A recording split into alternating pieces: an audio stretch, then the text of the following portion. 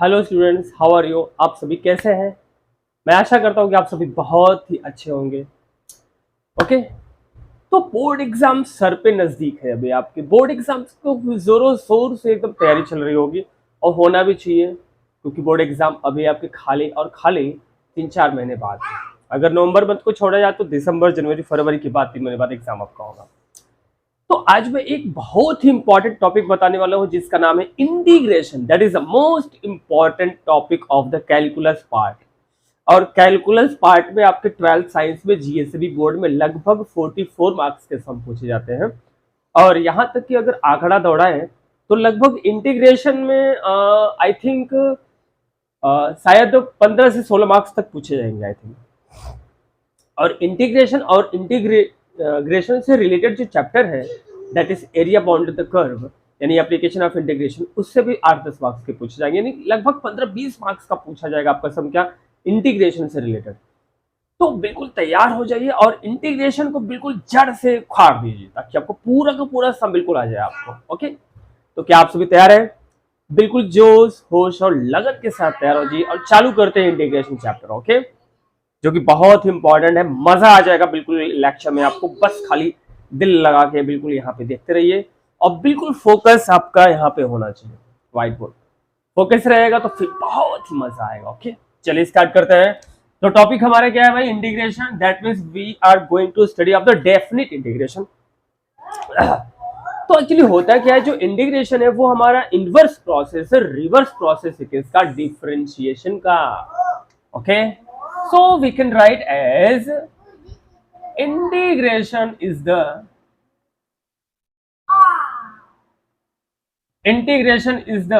reverse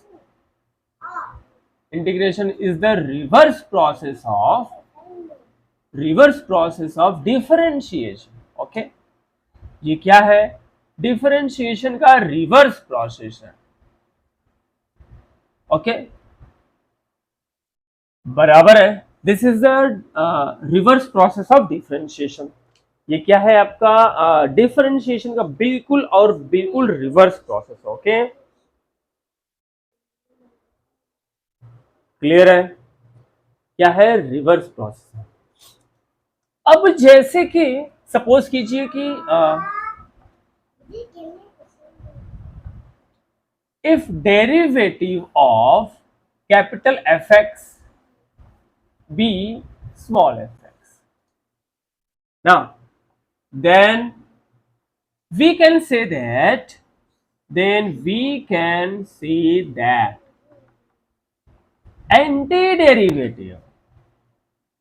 anti derivative मतलब वही इंटीग्रेशन। ओके,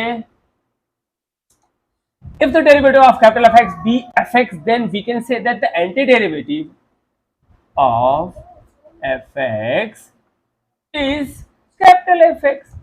अगर कैपिटल fx का डिफरेंशिएशन fx होगा तो fx का इंटीग्रेशन ये होगा। सीधी सी बात है। क्यों भैया? क्योंकि ये रिवर्स प्रोसेस में जाते हैं। ओके, यानी हम लोग ये कह सकते हैं कि अगर ddx ऑफ fx ये fx होगा स्मॉल वाला, तो हम लोग ये कह सकते हैं कि इंटीग्रेशन ऑफ fx क्या होगा? कैपिटल fx होगा। ओके, ये एक दूसरे का रिवर्स प्रोसेस। ये इंटीग्रेशन की साइन है, जो सर्प जैसा, स्नेक जैसा ऐसा भाग रहा है, किसकी साइन है? ये इंटीग्रेशन की साइन है। किसकी साइन है? इंटीग्रेशन की साइन है। तो इससे निष्कर्ष क्या निकला बच्चों? इसके निष्कर्ष निकला कि ddx of fx is equal to integration of fx dx, ऐसा बराबर है। क्लियर है? ओके, मतलब ऐसा हम लोग कह सकते हैं कि differentiation of this implies integration of fx dx बराबर कैपिटल fx, ऐसा। ठीक है, यू समझ सकते हैं आप। क्लियर है पूरा ये फंडा? इंटीग्रेशन का फंडा पूरा क्लियर हुआ आपका? कि इंटीग्रेशन हमारा कुछ भी नहीं है, this is the reverse process of differentiation. यानी कि अगर sin x का डिफरेंशिएशन cos x होगा तो सीधी सी बात है भैया cos x का इंटीग्रेशन sin x होगा। ओके, अभी हम लोग पढ़ेंगे। ओके, अब हम लोग ये देखेंगे कि डेफिनेट क्यों बोलते हैं भाई, why we say that this is the definite. Okay, चलिए देखते हैं किस बंदे का नाम डेफिनेट क्यों पढ़ा, इसका हम लोग जिक्र करते हैं। ओके, अब आप ये बताइए साहेब कि आप लोग ये जानते हैं कि भैया D d x of sine x, कोई भी एक एग्जांपल ले लेते हैं, D d x of sine x क्या होता है भैया, cos x होता है। अच्छा, इसका मतलब क्या हुआ बच्चों, इसका मतलब ये हुआ कि cos x का इंटीग्रेशन क्या होगा, sin x होगा। क्या होगा, sin x होगा, सीधी सी बात है ना, बराबर है ना। इसी तरह अगर हम लोग ऐसा सोचें कि D d x of sine x plus 2 क्या होगा, वो भी तो हमारा cos x ही होगा। इसका मतलब इस cos x का इंटीग्रेशन क्या होगा, ये होगा, है कि नहीं, that means sin x plus 2 होगा, है ना, समझ में आ रहा है कि नहीं। इसी तरह अगर हम लोग D d x of sine x plus कोई भी नंबर ले लो, k ले लो, तो क्या होगा, तो भी हमारा डिफरेंशिएशन cos x ही आने वाला है ना। इसका मतलब ये हुआ कि इस वाले का जो इंटीग्रेशन होगा वो क्या होगा, sin x प्लस k होगा। इसी तरह अगर हम c ले लेंगे, c कोई आर्बिट्रेरी कांस्टेंट है, कोई अचर पद है, तो क्या होगा, डिफरेंशिएशन, फिर से डिफरेंशिएशन हमारा cos x ही होगा, क्योंकि कांस्टेंट का डिफरेंशिएशन 0 होता है। यानी इसका उल्टा क्या हुआ कि इंटीग्रेशन ऑफ cos x हम लोग क्या पाते हैं, हम लोग वही पाते हैं क्या, sin x प्लस c। तो हमने ये देखा कि हर बार कई बार cos x का इंटीग्रेशन करने पर अलग अलग चीजें आई है। sin x तो आया ही हुआ है, बट उसके साथ कई सारी चीजें आई हुई है, उसके साथ कोई ना कोई कांस्टेंट मिलके आया हुआ है ना। यानी कहने का मतलब जब भी हम cos x का इंटीग्रेशन करेंगे तो उसके साथ कोई एक कांस्टेंट लेना पड़ेगा c लेना पड़ेगा। अब वो कांस्टेंट की वैल्यू फिक्स नहीं है, कांस्टेंट की वैल्यू फिक्स नहीं है, इसलिए इसका नाम क्या है, इनडेफिनिट इंटीग्रेशन। सॉरी अगर हमने डेफिनिट बोला होगा तो, ओके, इसलिए इसका नाम है इनडेफिनिट, अनिश्चित इंटीग्रेशन। हिंदी में कहते हैं इसको अनिश्चित समाकलन। ओके, तो क्या आप एग्री हैं, ठीक है। यानी ये निष्कर्ष निकला कि भैया किसी भी चीज का अगर हम, किसी भी फंक्शन का अगर हम इंटीग्रेशन करते हैं तो कोई ना कोई एक फंक्शन देगा वो, और उसके साथ एक बंदा c लगाया जाएगा जिसकी वैल्यू क्या होगी, अनिश्चित होगी, इनडेफिनिट होगी। समझ में आया, ये हमारा पूरा इसका कॉन्सेप्ट है। c क्यों लगा गया ये आपको बताया गया पहले ही, ये एक आर्बिट्रेरी कांस्टेंट है, दैट मींस एक लिया गया है, इसकी वैल्यू कुछ भी हो सकती है। आपको समझ में आया। अब चलिए हम लोग चलते हैं फॉर्मूले की तरफ, जहां पे इंटीग्रेशन का फॉर्मूला आपको डेरिवेशन से सिखाया जाएगा, डेरिवेशन से बताया जाएगा कि फॉर्मूला क्या होता है। ओके, तो बिल्कुल शुरुआत से हम लोग फॉर्मूला का स्टडी करते हैं। चलिए स्टार्ट करते हैं।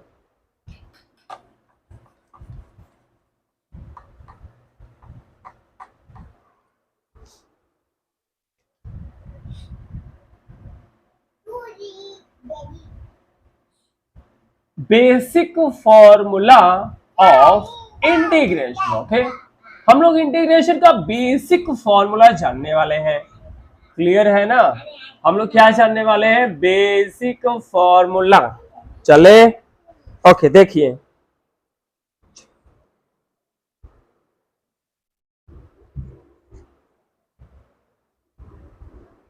तो हम लोग इंटीग्रेशन का बेसिक फॉर्मूला जानने वाले हैं। ओके, तैयार हैं आप सभी, चलिए।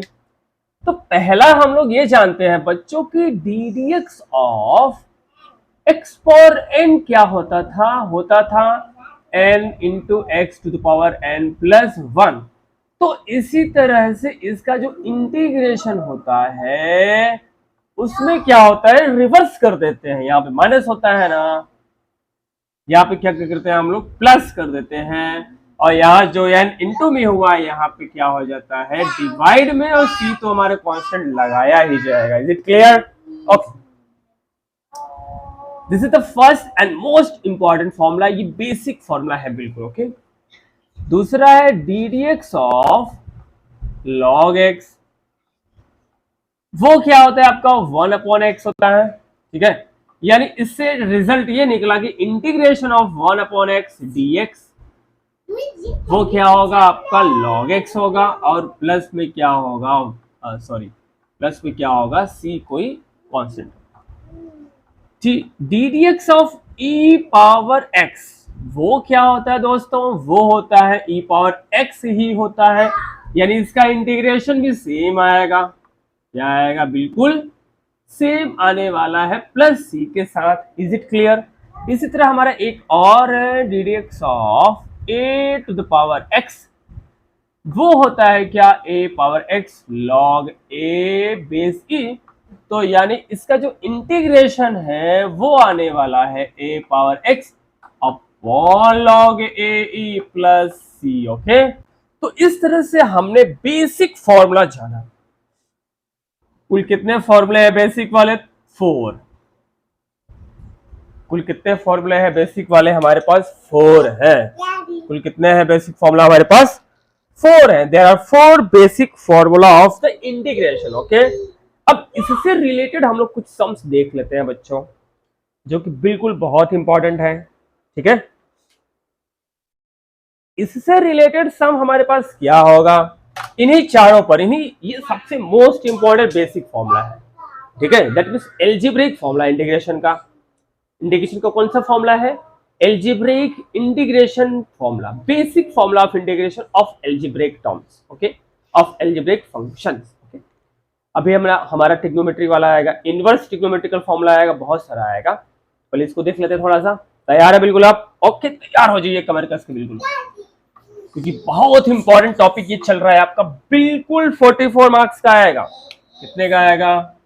44। कैलकुलस आपका 44 का आएगा, उसमें से इंटीग्रेशन का पार्ट्स कम से कम 15-20 मार्क्स का आएगा। बिल्कुल तैयार हो जाइए बोर्ड के एग्जाम के लिए। ओके, जैसे हमारे पास है, लिखा जाएगा आपके पास क्वेश्चन में कि भैया इवेल्युएट कीजिए। क्या कीजिए?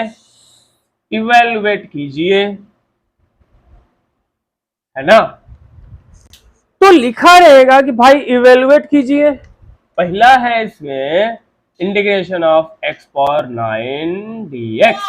तो हमारे पास फॉर्मूला क्या है बच्चों? कि सीधा सीधा है। हमारे पास फॉर्मूला ये था, इसका क्या होता है, पावर 1 प्लस कर देना है, नीचे भी वही लगा देना है। तो यहाँ पे क्या होगा, x to the power 9 plus 1 हो जाएगा, नीचे भी 9 प्लस 1 हो जाएगा। Is it clear? यही फॉर्मूला बिल्कुल अप्लाई हुआ है। तो क्या हो जाएगा आपका? अच्छा, प्लस सी तो लगाना ही पड़ेगा ना दोस्तों। फिर क्या हो जाएगा? x power 10 upon 10 plus c, and that will be the answer. यही हमारा क्या हो जाएगा? आंसर हो जाएगा। Is it clear? समझ में आया? तो इस तरह से एक छोटा सा इंटीग्रेशन हमने किया on the basis of basic algebraic integration formula. Okay, दूसरा करते हैं। इसी का दूसरा पार्ट है हमारे पास बच्चों, integration of a cube root of x dx। Cube root of x dx। Okay, तो पहले आप क्या करोगे बेटा, इसको वैसे के फॉर्म में लिखो, एक्सपोनेंट के फॉर्म में, तो x पावर 1/3 हो जाएगा, जैसे आप लोग जानते ही हैं। अभी हमें क्या करना है, पावर को प्लस कर देना है 1, और सेम चीज नीचे भी कर देना है। तो कितना आएगा बच्चों? 3 1 जा 3 प्लस 1 4/3, और नीचे भी आएगा 4/3 plus c।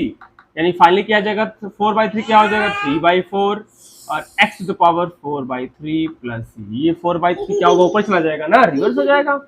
So that will be the answer of this integration. Okay, तो इस तरह से हमने एक सेकंड सम कर डाला। मजा आ रहा है? बिल्कुल ही मजा आने वाला है, बस फोकस करके रहिए आप। ओके,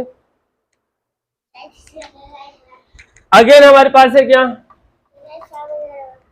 हमारे पास है थर्ड सम बेटा dx। हमारे पास थर्ड सम क्या है? खाली का खाली dx है। देखिए How can we solve? Now, okay. How can we solve this integration? So we can write here as x to the power 0 dx लिख सकते हैं, of course लिख सकते हैं. तो अब क्या होगा दोस्तों, x to the power 0 plus 1 तो करना ही होगा, 0 plus 1 कर दीजिए, x power 1 upon 1 यानी x power प्लस ही तो लगाई दो आप, यानी 1 dx का डिफरेंशियल इंटीग्रेशन क्या हुआ, x हो गया.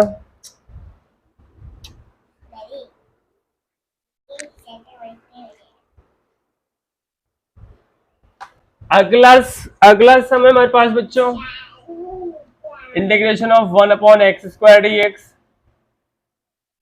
क्या है, integration of 1 upon x square d x. Then how can we solve, आपको क्या करना है दोस्तों, x को पावर को ऊपर लेके जाओ, -2 हो जाएगा. अब आपको क्या करना है, x की पावर को 1 प्लस कर देना है, नीचे भी वही कर देना है और कुछ नहीं करना आपको. Then we get x power -1 upon -1, then -1 x -1, then we get -1 upon x plus c, and that will be the answer.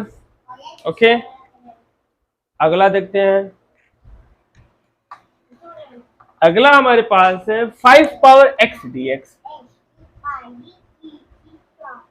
5 power x dx तो कैसे होगा दोस्तों, ये a पावर x का हमारे पास था, a power x upon log a base e, तो इससे क्या हो जाएगा अपना 5 power x upon log 5 base e and plus c, that is the answer according to formula. Formula के हिसाब से हमारा ये कंप्लीट हो गया.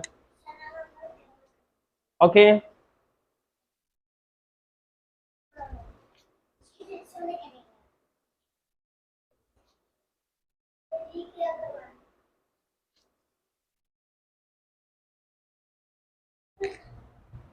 और देख लीजिए, अब जैसे हमारे पास है integration of e power x 5, तो क्या करना होगा आपको, 5 को बाहर कर लीजिए और e पावर x का इंटीग्रेशन कर लीजिए आप. Then what we get, e power x का e पावर x ही हो जाएगा और प्लस में c, and that will be the answer. यही हमारा क्या होगा, आंसर होगा. ओके, सो ये आपको समझ में आया, बहुत ही बेसिक इंटीग्रेशन फॉर्मूला है, understand. Okay, that is the most important topic of this calculus part. Okay, integration के लिए ये बहुत ही महत्वपूर्ण प्रश्न है बच्चों, समझ में आया. Okay okay,